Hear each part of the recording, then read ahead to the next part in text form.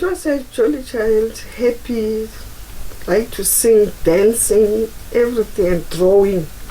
A devastated family, shocked and broken by the sudden death of their teenage daughter, 15-year-old Dimpho Matiwane.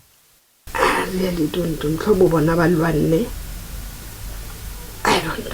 The details surrounding her death are still murky.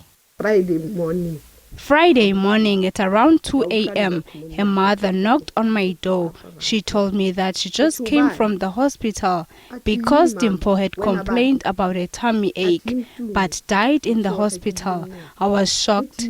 Her mother told me that Dimpho drank poison after threatening to kill herself during an argument. Since the start of August, 5 people have committed suicide at Tsakane High, one of whom was a school caretaker. It's led to red flags being raised and left a community paralyzed with fear. The police are investigating circumstances surrounding the death of those that committed suicide, and they will, indicate on how far their investigation is. It's quite concerning what is really happening at that school. What we did, we are working very closely with different stakeholders. Prevention organizations went to the school to counsel the affected learners. They've urged parents to be vigilant of any changes in their child's behavior. Pressures are the most impactful on a child's mental health and well-being.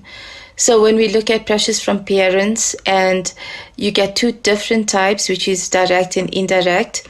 Direct speaks to the yelling, the shouting, the abusiveness, where the indirect speaks to your guilt-tripping and expressing rigid expectations of a child.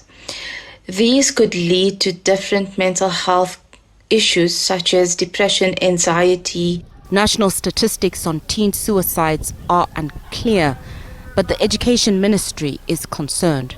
We have been running workshops in schools. Even this past week, we were running workshops in KwaZulu-Natal and other provinces. It's something that we do on a normal course of business, where we empower parents, we empower schools, we empower the young people themselves on the issues of mental health and how these strategies can be better implemented to avoid pressures and stresses that result in the loss of life. That 10% of all teen deaths are due to suicide, the second most common cause of death in people aged 15 to 29.